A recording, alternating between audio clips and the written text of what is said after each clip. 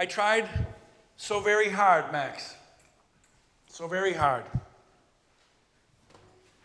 I thought to myself, with a sadness of inevitability, she's ready to have the conversation. I tried so very hard, Max, and things didn't work out the way I had hoped. My mother, you see, was crestfallen as she'd suffered another serious medical setback. I was sitting by her bedside in a depressing nursing rehab facility. And I say depressing because it was the middle of winter and it was after dinner time, so it was dark and it was freezing cold outside. And because it was after supper, the facility was dimly lit. And the most depressing thing, it seemed to me, was that most of the people there were not going to be going back to their lives, or go on with their lives, or go forward with their lives. They were all facing death. They weren't going home. They were going home to be with the Lord, if that was their belief system. And if they believed their belief system, and if they found comfort and not dread in that belief. It was a place where enormous energy was being spent, not to give birth or to heal, but to ease a slide down a slope. But that wasn't the trying so hard and hoping and not working out my mother was talking about. It's true. She was dying what I call the death of the 40-legged stool, where one leg at a time had been kicked out from underneath her, or broken off, or just disintegrated. You know, where things are falling apart and staying upright is just more and more precarious all the time. She'd lost a child. She was living alone and lacked her community.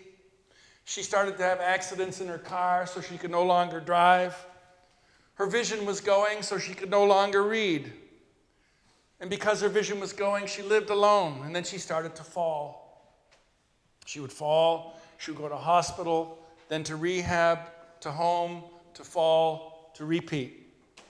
She had a heart attack and pneumonia and spent 6 weeks at death's door in the hospital. Rehab, home, fall. And then she moved in with us. And it was a process of planning the business of aging and dying.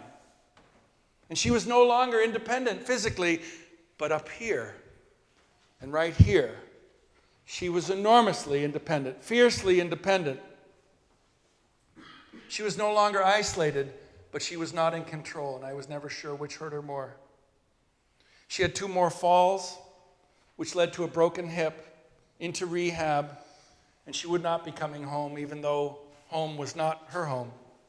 Which brings us to this dark night, sitting under a cone of light from a bedside lamp, holding her hand. I tried so very hard, Max, and things didn't work out the way I had hoped. The summary statement of her life spoken from a dark place.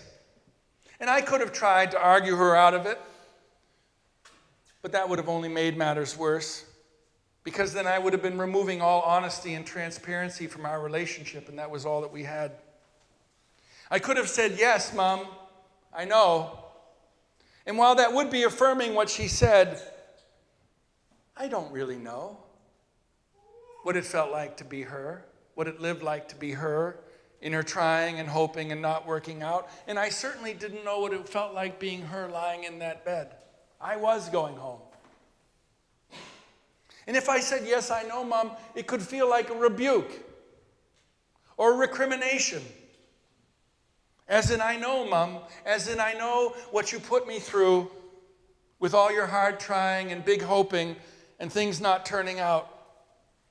This was not a problem-solving moment or a counseling moment, because her alternatives were limited. The paths before her, chances for remediation, it was all very short. And I'm not saying this to brag that I was a super son or that I was a great pastor, but I just sat quietly because I knew what she was talking about. I knew she had reflected on all the heartache of her life, all the things that happen to a human being who lives a long time that you talk about when you're not in the mood to talk about the good things. She knew I knew. So we just sat there in silence, just bathing in those words and what they meant. After a few minutes, I don't know how long, I leaned over and I kissed her cheek. And I said the only thing that means anything when everything is on the table. I love you, Mom. And then, as I stood up, I'll see you tomorrow. And she said, have a good night, dear, and give my love to your wife and the boys.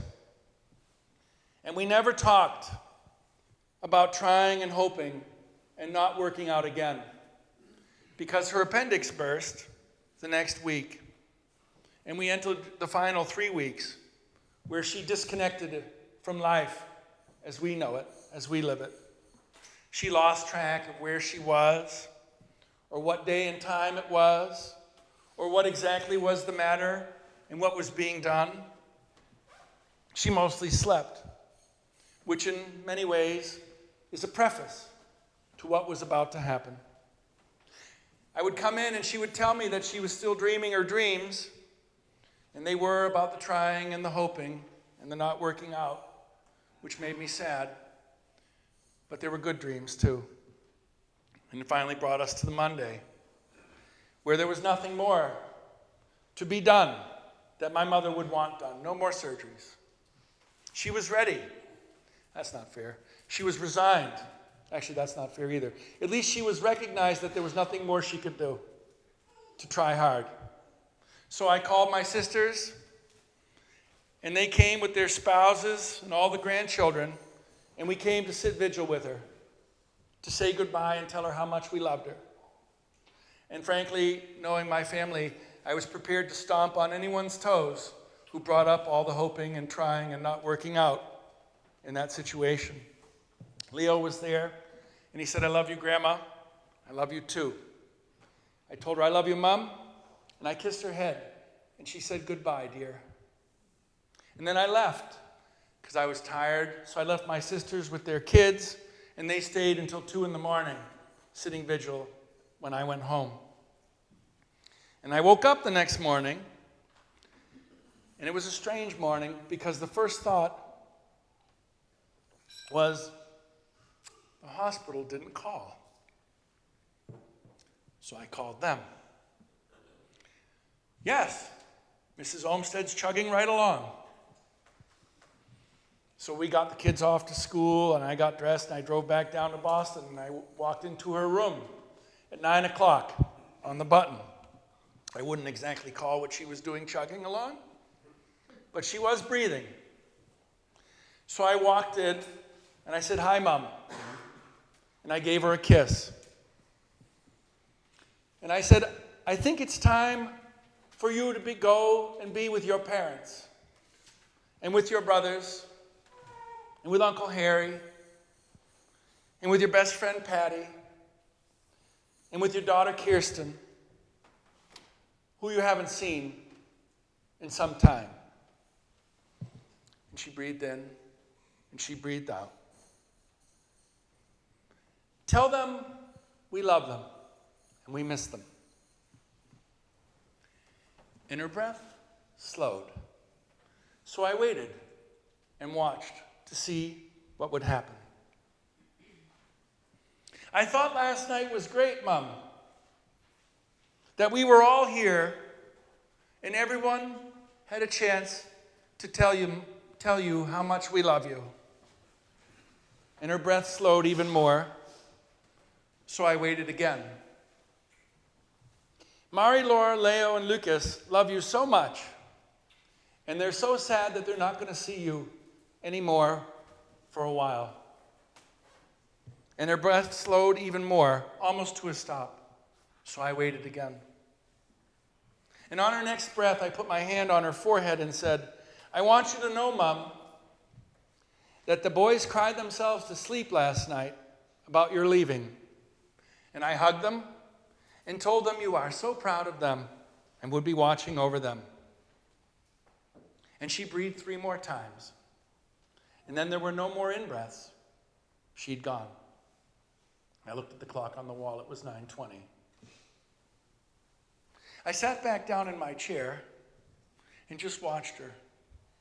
And it was odd because it seemed to me as if she was rising up and still breathing, even though I knew she wasn't.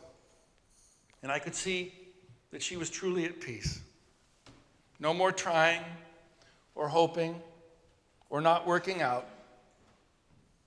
And I was filled with enormous feeling of eternity. It had been so easy, so beautiful, nothing to fear. Heartbreaking because everything's different than I wanted it to be. And yet so overwhelming in the certainty that the love is forever now, without the sadness or the pain or the struggle. And my friends, knowing that she rests in peace has allowed me to be at peace with the life of trying so hard and hoping so much and things not working out. Life, just life, as if there's anything more than just life, is so worth living. And so I say thank you to my mother and to our God. Amen.